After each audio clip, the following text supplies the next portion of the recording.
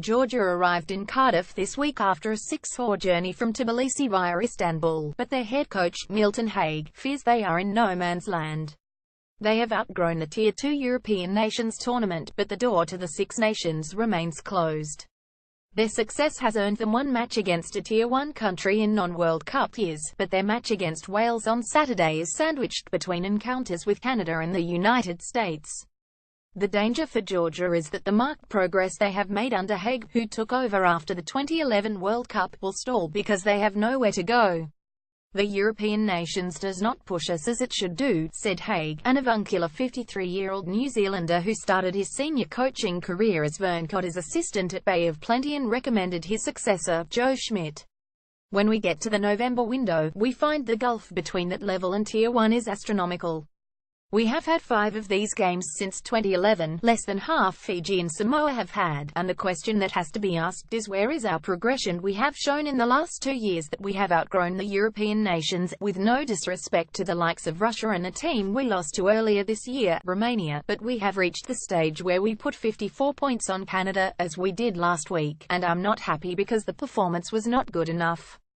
We are doing all that is expected of us, and I would love to have another match against a leading side after Wales because we could measure ourselves. How do we gauge improvement? Italy were in the same position as Georgia when they made the Five Nations Six in 2000, as were Argentina when they became part of the Rugby Championship in 2012. Both countries had to serve a long apprenticeship, and while World Rugby, all the more so since Agustin Pico has been vice-chairman, has been intent on giving emerging nations a leg up, it is down to the unions who make up the Six Nations to create a new member. I think we have some hope of getting into the Six Nations, said Haig. There have been conversations, and the new chief executive of the Rugby Football Union, Stephen Brown, has said that it may be time to look at Georgia coming in. That makes how we perform against Wales and Italy next year important, but we appreciate the number one priority is commercial viability. When I arrived in Georgia, you could sponsor the national jersey for $10,000. It costs a bit more now.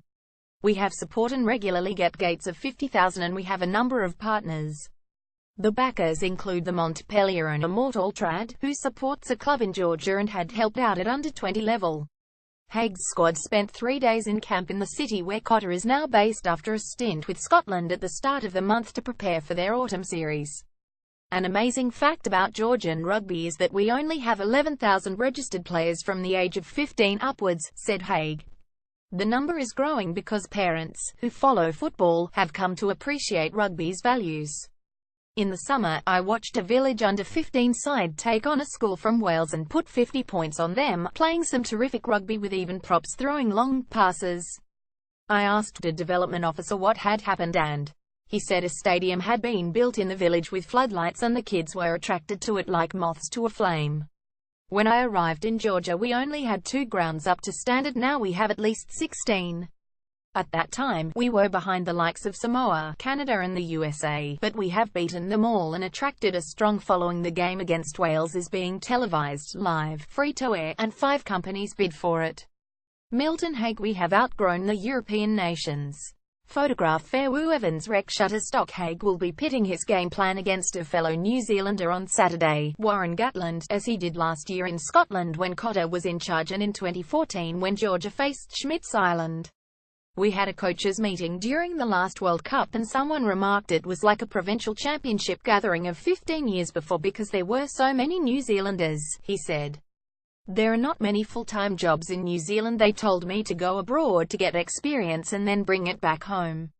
Haig is contracted to Georgia until the end of 2019 and has fallen in love with the country. He lives there with his wife and 2 daughters, the eldest of whom, a gymnast, speaks the language fluently. It is a great place with wonderful food, he said. The driving is a bit idiosyncratic, but you get 4 proper seasons, cold winters and hot summers with beautiful springs and autumns.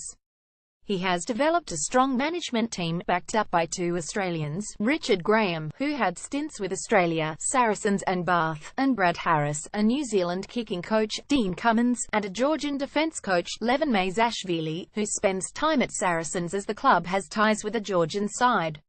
A number of players, all forwards apart from 2 scrum halves, play in France's top 14 or the Premiership, but most of the rest are part-timers based in Georgia. They spend 2 mornings a week with us, said Haig. a month before the start of a competition or test window. When I watched Georgia in the 2011 World Cup, they were one-dimensional, a big pack and halfbacks who did not involve the backs. That has changed and it is down to coaching. I would like all the players to be playing top-level club rugby, but those who do not are not handicapped because the coaching they get is at least as good as they would get in France or England. They only get paid if they make the squad, and what drives them is playing for their country. One reason we have never had problems getting players released by French clubs. Georgia are in Wallace World Cup pool in 2019, by which time Haig expects them to be competitive, at the very least. We are a much better side than we were even in 2015, he said. A year ago, we lost in Scotland on an artificial pitch which suited them more than us, but ultimately it comes down to confidence and belief. We played Argentina in the summer, a fixture they gave us knowing where we were coming from, and I said to the players before the game to believe they could win. Not all of them went out there with that mindset, and we gifted Argentina 4 early penalties, but at the end of the match, which we lost by 16 points, they realized it could have been different and that they were able to compete. Where we are now is that it is a genuine contest to win the game.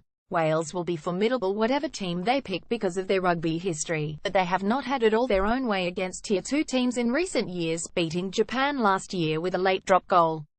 While we will respect them, I have said to our guys, why not, as they have worked hard, so why not create an upset? If you do not believe you can win, you start with a deficit, and as a New Zealander, that is not my way.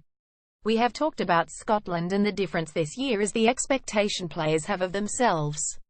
They can play, and we need the rugby world to know that. This is an extract taken from The Breakdown, The Guardian's weekly rugby union email. To subscribe, just visit this page, find The Breakdown and follow the instructions.